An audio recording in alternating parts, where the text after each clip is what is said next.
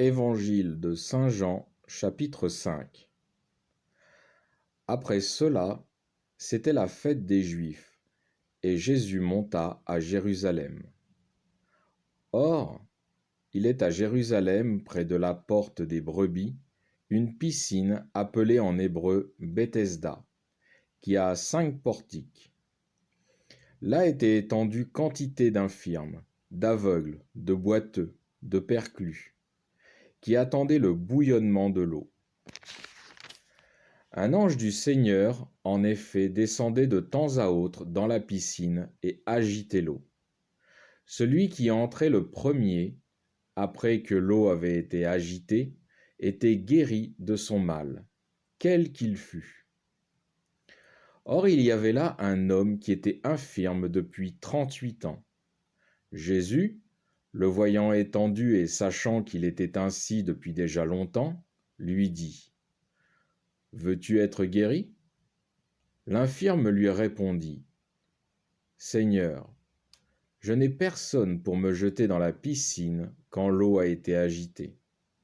Et pendant que j'y vais, un autre descend avant moi. » Jésus lui dit : « Lève-toi, prends ton grabat et marche. » Et aussitôt l'homme fut guéri. Il prit son grabat et se mit à marcher. Or, ce jour-là, c'était sabbat. Les Juifs dirent donc à celui qui avait été guéri : « C'est sabbat. Il ne t'est pas permis de porter ton grabat. » Il leur répondit : « Celui qui m'a guéri, c'est lui qui m'a dit : prends ton grabat et marche. » Ils lui demandèrent : « Qui est l'homme qui t'a dit : prends ton grabat et marche ? » Mais celui qui avait été guéri ne savait pas qui il était, parce que Jésus s'était échappé de la foule qui était en l'endroit. Après cela, Jésus le trouva dans le temple et lui dit : « Te voilà guéri. Ne pêche plus, de peur qu'il ne t'arrive quelque chose de pire. » L'homme s'en alla et il dit aux Juifs L'homme s'en alla et il dit aux Juifs L'homme s'en alla et il dit aux Juifs que c'était Jésus qui l'avait guéri. C'est pourquoi les Juifs poursuivaient Jésus, parce qu'il faisait ces choses en sabbat.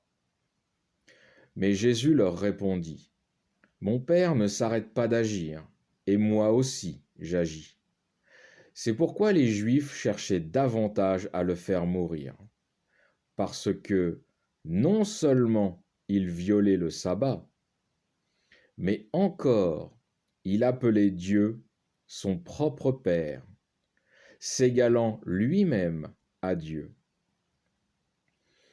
Jésus donc reprit la parole et leur dit : « En vérité, je vous le dis, le Fils ne peut rien faire de lui-même s'il ne le voit faire au Père. Mais ce que fait celui-ci, le Fils aussi le fait pareillement. Le Père, en effet, aime le Fils et lui montre tout ce que lui-même fait. Et il lui montrera des œuvres plus grandes que celles-ci, qui vous jetteront dans l'étonnement. Car de même que le Père ressuscite les morts et rend la vie, ainsi le Fils aussi rend la vie à qui il veut.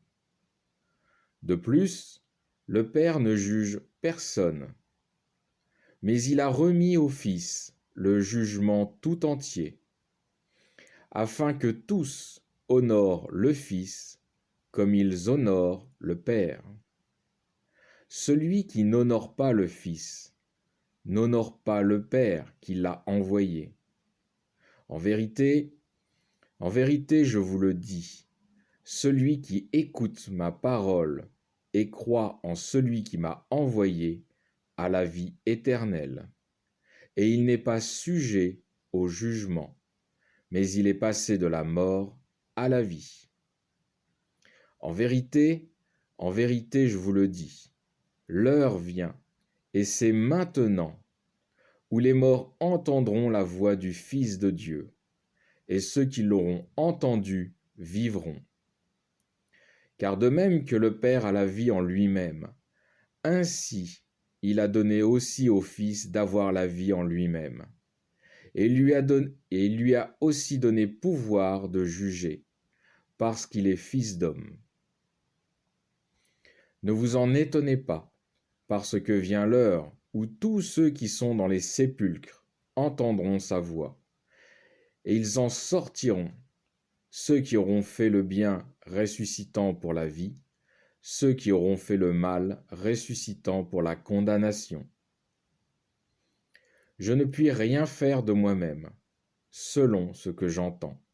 Je juge, et mon jugement est juste, parce que je ne cherche pas ma propre volonté, mais la volonté de celui qui m'a envoyé. Si c'est moi qui rends témoignage de moi-même, mon témoignage n'est pas véridique. Il est un autre qui rend témoignage de moi. Et je sais que le témoignage qu'il rend de moi est véridique. Vous avez envoyé vers Jean, et il a rendu témoignage à la vérité. Pour moi, ce n'est pas d'un homme que je reçois le témoignage. Mais je dis cela afin que vous soyez sauvés. Lui était la lumière qui brûle et qui luit. Et vous vous êtes plu à vous réjouir un moment à sa lumière. Pour moi, le témoignage que j'ai est plus grand que celui de Jean. Car les œuvres que le Père m'a données à accomplir, les œuvres mêmes que je fais, rendent témoignage de moi, que c'est le Père qui m'a envoyé. Le Père qui m'a envoyé a rendu lui-même témoignage de moi. Vous n'avez jamais entendu sa voix, et vous n'avez pas vu son aspect, et vous n'avez point sa parole demeurant en vous, parce que vous ne croyez pas à celui qui l'a envoyé. Vous scrutez les Écritures, parce que vous pensez avoir en elles la vie éternelle. Or, ce sont elles qui rendent témoignage de moi, et vous ne voulez pas venir à moi pour avoir la vie. Je n'ai pas à prendre de gloire des hommes, mais je vous connais pour n'avoir pas en vous l'amour de Dieu. Je suis venu au nom de mon Père, et vous ne me recevez pas. Qu'un autre vienne en son propre nom, vous le recevrez. Comment pourriez-vous croire, vous qui prenez votre gloire les uns des autres et qui ne cherchez pas la gloire qui vient de Dieu seul? Ne pensez pas que ce soit moi qui vous accuserai auprès du Père. Votre accusateur, c'est Moïse, en qui vous avez mis votre espérance.